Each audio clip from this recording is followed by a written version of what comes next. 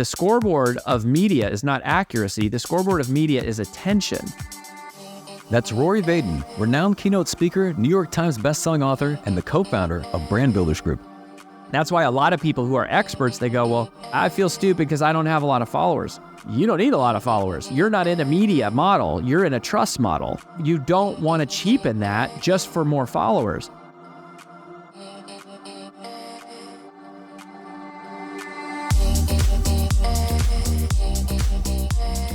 I'm Michael Mogill, founder and CEO of Crisp, the nation's #1 law firm growth company. I've built my business through practice, not theory. Crisp started with just $500 to my name and has grown to over 8 figures in revenue over the last few years, earning a spot on the Inc. 500 list of the fastest growing private companies in America. Our approach has been to take everything we've learned about generating massive growth within our own organization and help the country's most ambitious and committed law firm owners do the same for theirs. In each episode of this podcast, I sit down with innovative market leaders from the legal industry and beyond to learn from those who thrive in the face of adversity, challenge the status quo, and define what it means to be a true game changer. Today, we're revisiting one of our most popular episodes from the podcast where I sat down with Rory Vaden to discuss why personal brands aren't just for YouTubers and TikTokers, how leaders can develop and maintain trust with their audience over time, and why reputation precedes revenue. You don't need to cheapen your brand. You don't need to cheapen your expertise. You also don't have to do dancing videos on TikTok. You can just teach what you know for free because people don't pay for information. People pay for application. That's coming up on the Game Changing Attorney podcast.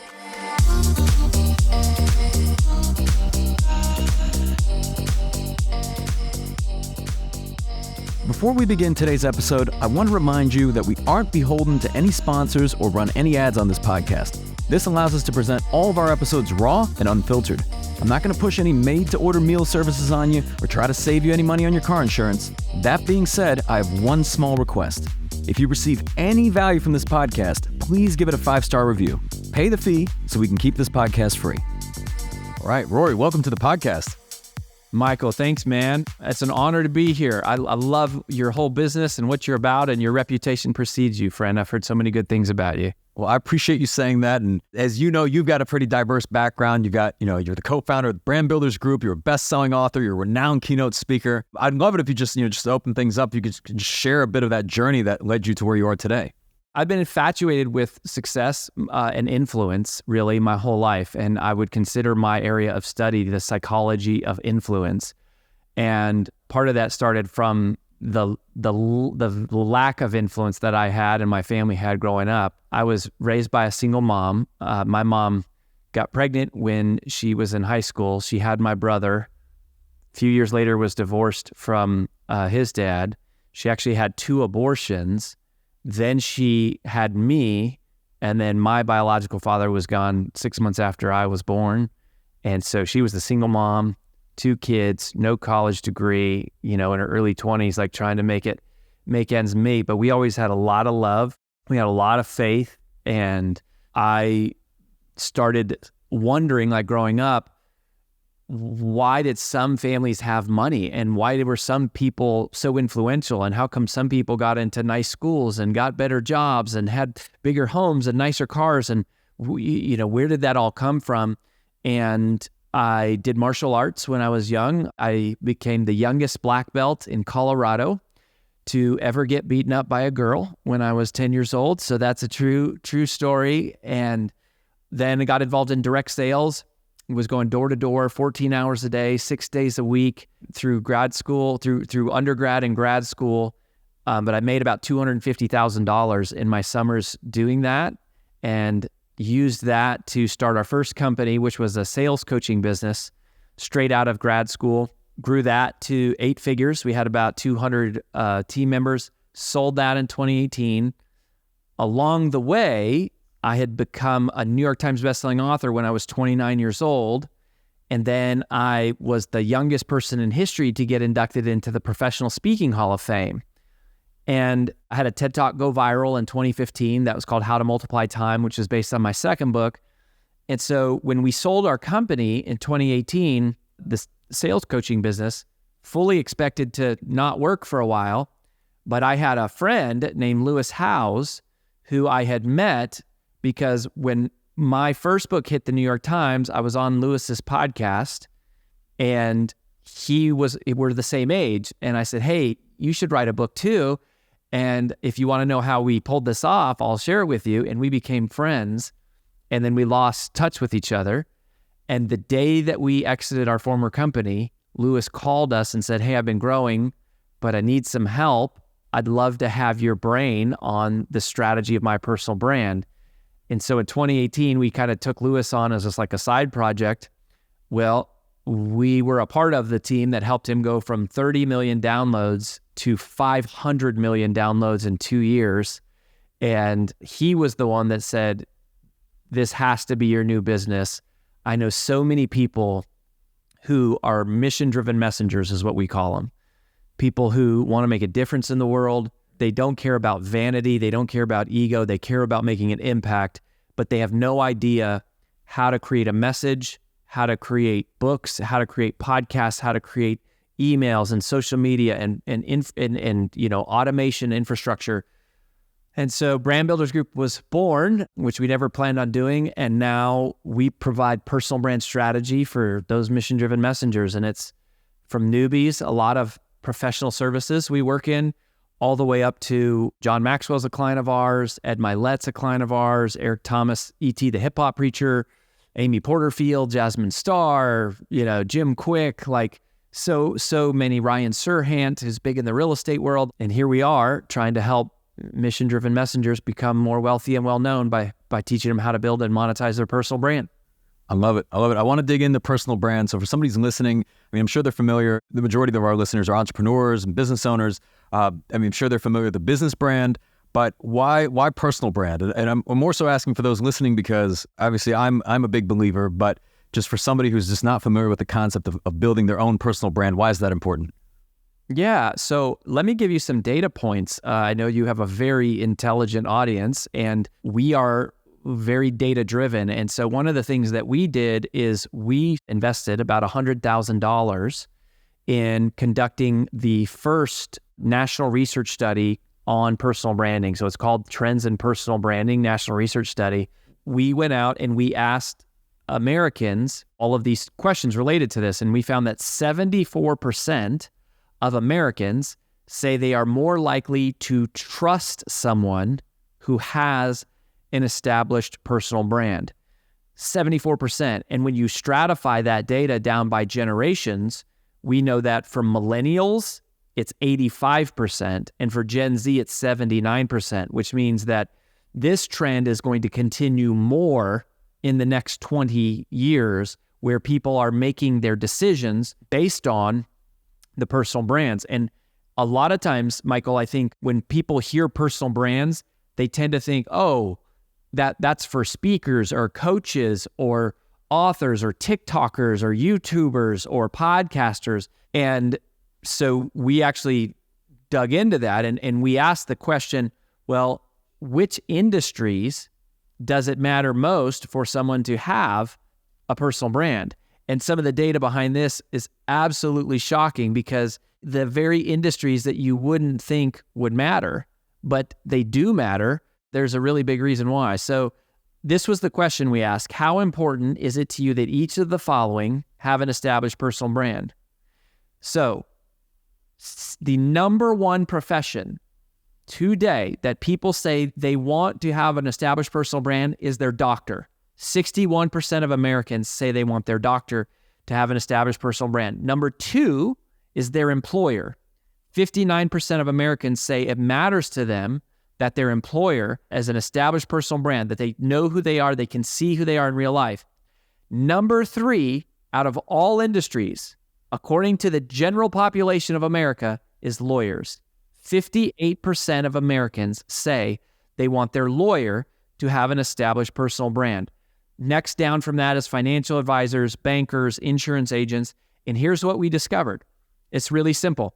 Even though on the surface we all think, oh, personal branding is for YouTubers and TikTokers, in reality, it's not. The higher the requirement for trust in your trade or profession, the more important having an established personal brand becomes. And a lot of that comes down to understanding what a personal brand is, which we now define based on the data that came out of the study, that people think of personal branding as like, oh, that's social media, or it's your website, or it's your fonts, or it's your logo, it's like your colors. And to us, we go, no, this is much more fundamental than that. The way that we define it is that personal branding today is simply the digitization of your reputation. The number one way that people are monetizing their personal brand today is not information products. It's not brand deals. The number one way that personal brands are monetizing today is they're just using their personal brand to drive leads into their existing business for the thing they already do. That is the fastest path to cash. It's the most effective one, and it aligns up with the data. So for your audience in particular, which I have never been in front of a group of just lawyers like this having this conversation, it's fun to do it because it's like it's hyper relevant to the way that y'all operate and to the future of how this at least the data says that this industry is headed. And Rory, I'm curious, how does somebody know if they have an established personal brand? Is it the kind of thing that if you have to ask the question, you probably don't? Everyone has a personal brand because everyone has a reputation. And I really want to anchor that connection for people to go, you can't ask the question, do I have a personal brand? That'd be like saying, do I have a reputation? I mean, it's like, is it by default or by design? One. Right. Yeah. It's just, is it the one by design? Is it the one you want to have? And is it one that a lot of people know about? And a lot of people think they have a revenue problem, but in reality, reputation precedes revenue. If I don't know about you, I can't buy from you. And so this isn't a vanity game. This isn't like a fame game. This is nothing about that. It's going, you can't serve people if they can't find you. In many ways, you'll know if you have an established personal brand by how many warm inbound leads are you generating. One of our frameworks that we like to talk about is something that we call Sheehan's wall. In any vertical, in any industry, there's two groups of people. There are those who are unknown, so they're struggling with obscurity, right? That they're not recognized in the lexicon or in just like the general population. People don't know them. Then there are the people who are well-known. They have notoriety, right? So these would be Oprah, The Rock, also like Tony Robbins or Mel Robbins or Gary Vaynerchuk or Brene Brown, people who are recognizable. And in between these two groups is this huge invisible wall that we call Sheehan's wall because we named it after Peter Sheehan, who's a colleague of mine who originally kind of gave me the initial structure of this framework. And then we've adapted it to personal brands, but he didn't name it after himself. We named it after him, just in homage to him. But the way this works is what most people do who are unknown, they're on one side of the wall. They look at the people who are well-known and they try to emulate what they do. And so someone goes, oh, I want to build a personal brand. So they look at Gary Vaynerchuk, right? Or Tony Robbins. And they go, oh, Gary Vaynerchuk talks about all these topics, right? He talks about Web3 and music and sports and entertainment and social media and business and investing. And Tony Robbins has conferences on like Date with Destiny, which is like relational and it's business mastery, and then it's money mastery, and it's personal development, unleash the power within. And he's got a book on health. And so we talk about all these topics because that's what they do. And we go, oh, well, I'll talk about a lot of topics. And then there's a lot of platforms we're trying to be on, right? So we're going, oh, I got to be on TikTok and Twitter X and Meta Facebook and podcasts and YouTube. So we're on all these different platforms. And then we have all these different audiences that we're serving because it's like grandma is following us and our buddies from high school are following us and my colleagues at the office and my current customers. But then also there's future customers. But then I also have like this side hustle maybe, or I have this hobby that I'm interested in. And then one of the biggest mistakes that people do is they hear what I think is some of the dumbest advice there is on the internet, which is you should have multiple streams of income. Nobody who got rich from multiple streams of income. Everyone who got rich from having one amazing stream of income, and then later they diversified and created multiple streams of income. But we all start out and go, oh, let's launch a course and a membership site and certifications and assessments, and let's be a speaker and let's host a mastermind and all of these different things. And so what happens is we're talking to too many different audiences. about too many different topics on too many different platforms with too many different revenue streams. And what happens is something that I actually talked about in my very first book, Take the Stairs, which is if you have diluted focus, you get diluted results. If you have diluted focus, you get diluted results. And so what happens is they're trying to break through the wall, but what really happens is they bounce off the wall and they create more of the very noise they are trying to escape. Now, if you go, okay, well, how do you break through the wall? Well, the single best piece of personal branding advice I've ever received, this came from a gentleman named Larry Winget. And Larry said, the goal is to find your uniqueness and exploit it in the service of others. And so what our process does is we take people through this introspective process to help them figure out what is the one problem they solve for the world in one word. What is the one audience they're best suited to serve in one phrase? How do they solve that problem in one sentence? And what is the one revenue stream that matters above all others inside of their business? What is their uniqueness? And you break through the wall on that one thing. If you think of this metaphor as like an actual concrete wall, and let's say you're swinging a sledgehammer, if you hit all these different spots on the wall, nothing happens to that wall. You're just going to get frustrated. You're not going to damage the wall at all. But if you hit the same spot over and over and over and over, at first it's frustrating, but then the paint chips, then the wall cracks, then a little divot carves out, then there's like a whole hole and a section, and now all of a sudden you hit it again and again and again, and then you break through the wall. And once you break through the wall, you can simply reach through and the whole wall comes crashing down. So we're helping people figure out what is their uniqueness and how do they zero in on that and go all of their focus in that one moment. Because, it's like, yes, Gary Vaynerchuk talks about a million things, but in the beginning, he talked about one topic, wine, on one platform, YouTube. Yes, The Rock has a tequila line and a clothing line and men's facial products, and he's an actor, and he's a comedian, and he's an investor. But in the beginning, he was a wrestler, and he broke through the wall by being a professional wrestler. That is true for everybody. I love it. Now, for somebody who's, is thinking to themselves like, yeah, I really need to build my personal brand, but I don't have really one today, at least not one by design. I'd like to have one tomorrow. What advice do you have for them in terms of like how long does this take, right? And I'm sure that the results it depends and it varies just depending on what they're trying to do. And let's say in their professional services business, but it's certainly not an overnight type of thing. Yeah, it's just like, how long does it take you to build a great reputation in real life, right? Like in the offline world. In some ways, it's that same thing. Now, the biggest personal brands in the world, in terms of the ones with the most audience, the biggest followers, the biggest podcasts, they're not necessarily the most gifted. They're not necessarily the most talented. They're not even the ones that are necessarily most divinely orchestrated. The people with the biggest personal brands today are the ones who have the most sophisticated systems.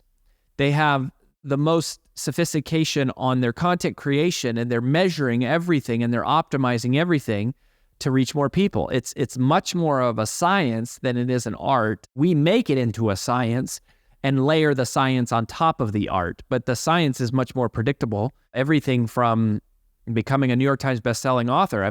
We've helped 5 people do that last quarter. It's not through hacks and gimmicks and cheats, but it is through understanding what's the mechanisms that drive that, what's the volume of people that are required to buy a book for that to happen, and then how can we create enough attention in a short enough window to create that effect. And then, all of a sudden you go, oh, well, I'm a Hall of Fame speaker and a New York Times bestselling author, and I've got, 500,000 social media followers and 5 million downloads on my podcast. And suddenly you go, oh, I guess I'm one of the biggest personal brands in the world, and people pay me to speak on the biggest stages in the world, like your events. You guys put on one of the best events in the world, and you get some of the best speakers, and you pay them because they're these people. But there's probably customers that you have that are equally, if not more talented than the speakers you pay to be on your stage, they're just not as well known. They might have stories that are just as inspiring. They might be as intelligent. They might have accomplished things that are just as amazing. They're just not as well known, and that is what drives demand, right? So reputation precedes revenue. So that's a long way of answering, how long does it take? It depends on how fast you want to go. People can move the needle in a year. And that, I think, is true in anything in your life. I mean, you're 1 year away from a completely different life if you go at it hard for 365 days. So, somewhere between 1 year and 20. I like it. And Rory, I know you mentioned a lack of focus as a pretty common mistake. What are some other mistakes that you see, leaders and entrepreneurs make when they're trying to build their personal brands, and what are some things they can do to avoid, some of these pitfalls? A lack of focus is definitely the number one mistake. Diluted focus, diluted results. A close second, probably, maybe a distant second, but definitely second that's far away from whatever number 3 is that they trade their reputation too much for pursuing transactions instead of pursuing trust. In other words, they're chasing vanity metrics. It's amazing. Someone will spend their whole life becoming an expert, and then suddenly they go online and they feel like they need to sell everyone a $7 ebook because that's what the latest webinar is that they watched. There's a lot of people that make money teaching you how to do that, and that's fine. There's times when a $7 ebook makes sense. But for most of your audience, right, you're intelligent. You spent a life developing genuine expertise that is worth a lot of money. There's a good chance for most of the people listening to this that you'll never sell a course or a membership site or an ebook. You could. There might be reasons why to do that. But the number one fastest path to cash would be to teach your advice for free in small bite-sized chunks in all random miscellaneous order, and be focused on automating trust.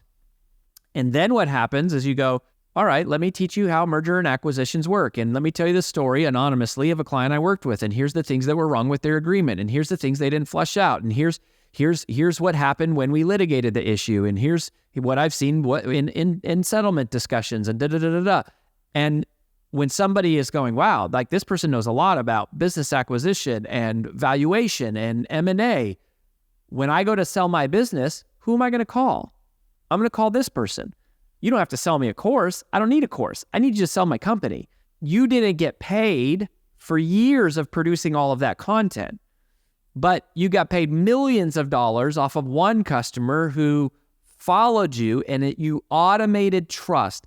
And so that's where I think you don't need to cheapen your brand. You don't need to cheapen your expertise. You can just be an expert. You also don't have to do dancing videos on TikTok. You can just teach what you know for free. You can teach everything you know for free because people don't pay for information anyways. People pay for application. Information is available all over the place. So people aren't paying for information. They're paying for application. They want it done for them. And the more they learn about it, the more they learn how complicated and nuanced it is. And the more they're like, yeah, I just need to hire someone to solve this problem for me. So that's what I think you're going to do is you're going to drive free calls. So don't cheapen it. So I would say be focused on automating trust. Don't be so focused on short-term transactions. It's long-term trust is so much greater than short-term transactions. And there's something about in real life, you would never just walk up to somebody off the street and be like, hey, I'm a lawyer. Do you need my services? Or try to sell them something. You would get to know them. You'd build a relationship with them. You'd try to add value to them. But yet somehow when we put a camera on people, they feel like they have to go into salesman mode somehow and start pitching everybody. And it's don't. Approach it more with the heart of a teacher and let your reputation speak for itself. Let your expertise speak for itself. And as you do that, people, they will trust you. And trust must take place before there's a transaction. And the tools of the day, the digitization of reputation, we just happen to live in the most amazing time in human history to be able to automate trust at scale. Yeah, man. I love that. One of the things I wanted to ask you about, I think we're aligned on this, but I guess we'll see once I ask the question, is that with how social media has grown, you're starting to see a lot of, I put in quotes like influencers, right? And you see kids that when they grow up, they say, they ask them what they want to be, or a doctor, or a lawyer, and they say influencer. How important is it to hone your craft and hone your skills and develop your expertise to be a better thought leader? Yeah, it's hugely important. There's way too much focus on the width of our reach. People are overestimating the importance of the width of their reach, and they're underestimating the importance of the depth of their impact. Impact is only made by knowing something deeply and being able to really change somebody's life because you have a specific area of focus and expertise. Now, for the YouTubers, for some of them, that is their expertise, is media, is they're experts at attention. So that is their expertise, is they make money by eyeballs. And this has always been true about media. I mean, this is one of the ironies of media, is that being successful in media has nothing to do with accuracy.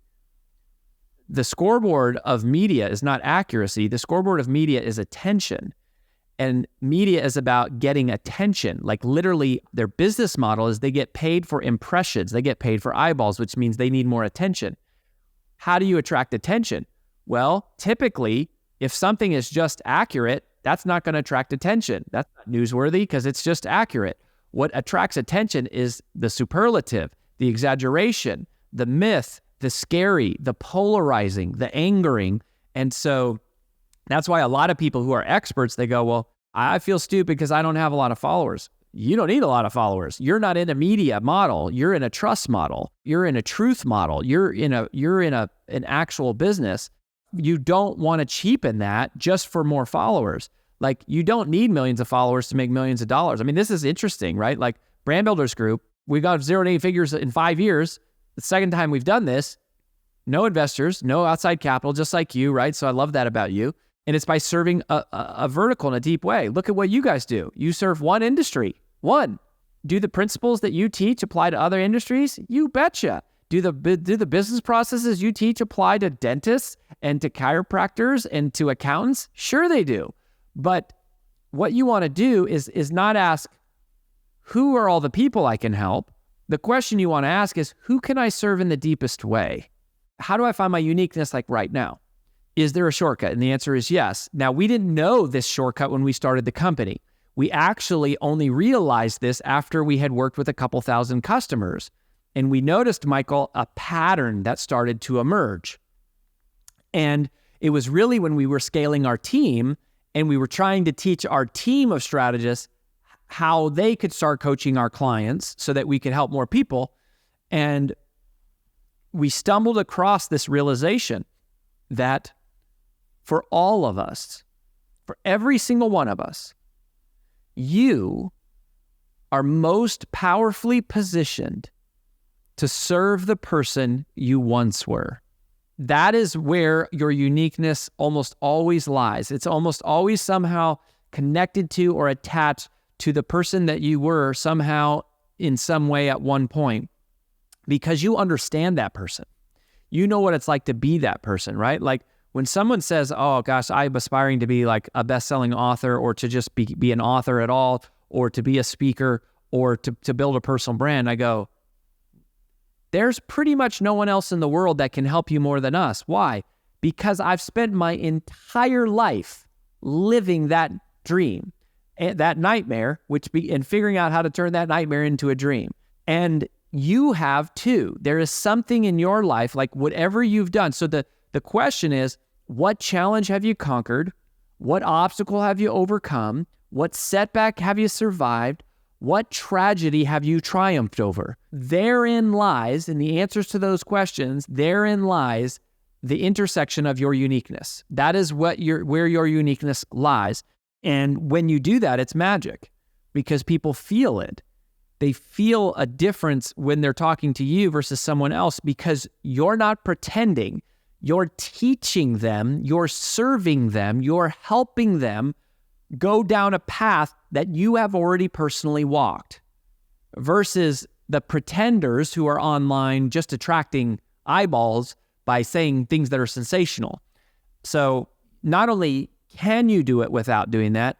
The secret to doing it is without doing that. And it is serving that one vehicle. And that's why what you guys do is you're such a great example of that. Like, you go, one audience that I can serve, which audience can I serve in the deepest way? That's the secret to breaking through the wall. And Rory, how do you define success? I'm just curious. My favorite definition of success actually comes from John Maxwell. John is a client of ours. We actually just did an event together recently for him. And, I spoke at it with him and Will Guidara and Gretchen Rubin. Really great. I've always respected John, and we shared the stage a few times, but the most impactful thing he's ever said to me, he said to me the first time I met him in a green room, which was like 20 years ago. And I asked him this question, and he said, my definition of success is having the people who know you the best respect you the most. So that's my favorite definition still to this day. For me personally, I would adapt that slightly. Like if you really want to go there, I am a hardcore Bible thumping Jesus freak. I am. That's just what I love apologetics. I love challenging the evidence and the scrutiny of the life of Jesus of Nazareth. And I've spent, decades in my personal life diving into that. I used to basically be agnostic, and through challenging the evidence and investigating the archaeological support, the academic support, I became a believer. So, to me, it's that idea of like, well done, my good and faithful servant. I really am at a stage in life where it's like, I'm not playing for the applause of the audience or people or online. We're not the richest people in the world, but we certainly are not in any type of, anywhere near any financial need. Will I be able to hear those words, well done, my good and faithful servant? And that's what Brand Builders Group, even though we're not a nonprofit, we are a for-profit business. We're technically not a Christian company. Like, technically we operate in the secular space. We have Muslims and atheists that are employees of our company. But for AJ and I, my wife is my business partner. She's the CEO. I'm more like the CMO. We feel that God told us, help my people be heard. In a world full of noise and drama and exaggeration and superlative and polarization, help my people be heard. So that's the mission that we're currently on, and that's why we serve mission-driven messengers. They're not all Christian. Not all of our clients are Christian. We have all different faiths, but like all of our clients are mission-driven messengers. So it's not that they don't care about money. They do care about money. It's just that money is subservient to the mission. They care about revenue, but revenue is subservient to reputation. They care about income, but income is subservient to impact. And I would say that is what's winning, is not so much what's the success of Brand Builders Group. It's really what is the impact when you add up the success of all of our clients and you go, we view our success not as like the success of our company, like our growth, our profits, but as going, if you add up all the people that are being reached by the people that we are advising and coaching, I mean, it's billions of people, which is like pretty phenomenal. So that's the game that we're playing. And it's honestly the only thing that excites me is when watching one of my clients succeed. That's where I get my kicks these days, is when one of our clients does something amazing. It's like, it's fulfilling. So anyways, that's the game we're playing right now anyways. And Rory, as we come to a close, this being the Game Changing Attorney podcast, what does being a game changer mean to you? I think a game changer, even as we use the term internally, what comes to mind is like, we have this litmus test of how do we know if we hired a good person? The litmus test is, do we notice an immediate difference, an immediate impact from the person being here? If there's not an immediate noticeable impact, we should let them go. They're not the right person. But I'm talking within days, we should feel and notice, oh, something is different. This person is changing things, doing things, streamlining things. And so I think, to me, a game changer is that. Someone who makes a noticeable impact. Somebody who alters the state of what would have happened in their absence. I hope you enjoyed revisiting this episode of the Game Changing Attorney podcast with our guest, Rory Vaden, and have gained new insights from our timeless conversation.